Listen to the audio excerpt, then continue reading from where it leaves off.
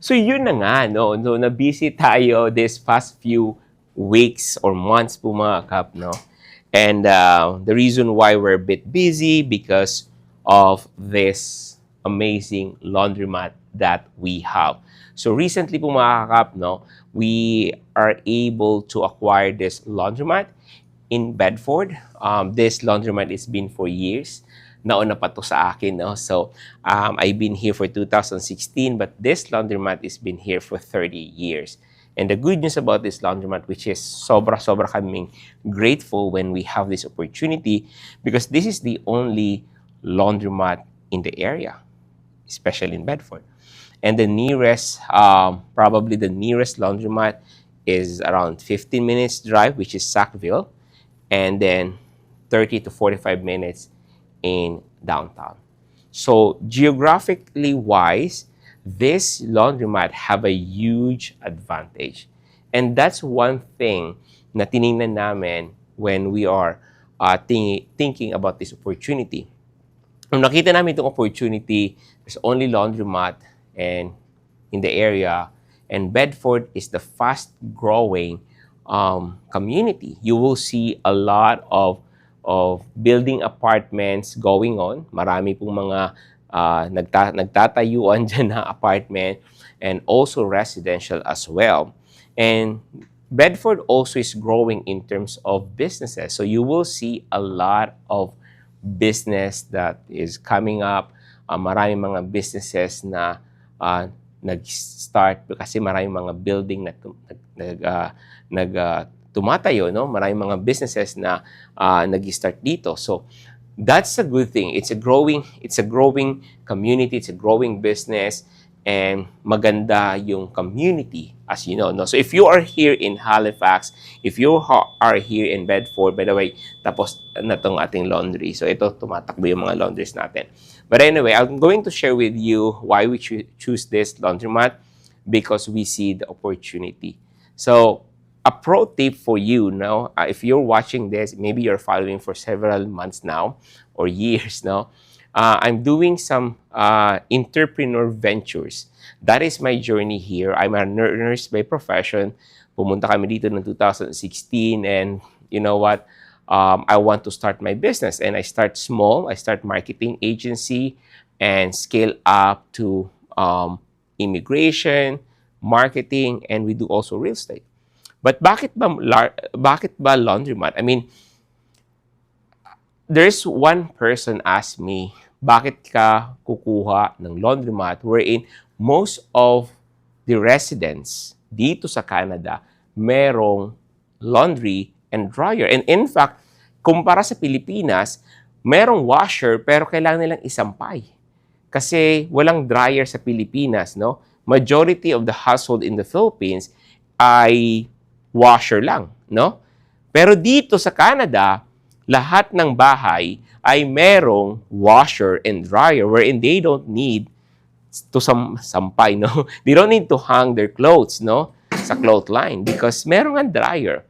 So that's a very good and valid questions, but my answer to that question, to that person, nagtatanong sa akin, bakit laundry shop wherein lahat naman mga bahay ay merong washer and dryer? My answer to that question is, bakit maraming restaurant wherein 99% of the household ay merong kusina? Because of the demand, right? Lahat ng bahay merong kusina, pero sobrang dami ng restaurants. It's the same thing when we decided to have this. Yes, there is washer and dryer sa mga household nila. However, may kailangan pa rin. May demand. It's like a pizza, di ba? Pag nagutom ka, kaya mo magluto ng pizza or kaya mo mag-oven or mag-microwave ng pizza, pupunta ka sa favorite pizza place mo because of the demand, because of craving, because of time. But what I find dito sa laundromat na to is even though there is a washer and dryer dito sa bahay nila, no? Merong washer and dryer dito sa loob ng bahay, they need to go to this laundry shop because of this big washer and big dryer, because of comforters, because of duvets, that is king size that they cannot fit inside their residential washer and dryer. Hindi po kasya. And that's the demand na nandito sa atin.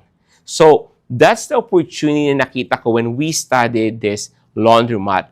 Kahit merong washer and dryer, ang mga bahay dito, they still tend to go to a laundromat dahil kailangan nila ng isang malaking washer at malaking dryer. Kasi hindi kaya ng kanilang washers. And there's a lot of there's a different types of king size duvets and comforters na hindi pwedeng labahan. And there's also dry cleaning. So that's our laundromat also. We partner with a dry cleaner and we have a partner dry cleaners na kinukuha yung mga dry cleaning and they do the dry cleaning and they deliver to us. So we're like a depot. So, yun yung pinaka maganda dito. So, if pumunta sila dito, they want their comforters, their duvet to be washed, we are the right place. If they want their king size duvet or comforters to be dry clean, we are the right place as well. So, that's the opportunity na nakita ko. There's only one laundromat.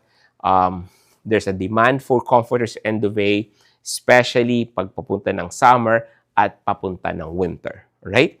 So, another thing na nakikita ko dito is the time. Every individual here, correct me if I'm wrong, every individual here in Canada, they value the time. No? Mahalaga ang oras. Mahalaga ang oras wherein doing laundry takes so many hours for any individuals. Maging mom yan, maging mom, parents, single, young professionals. Comment it below if you agree with me, no?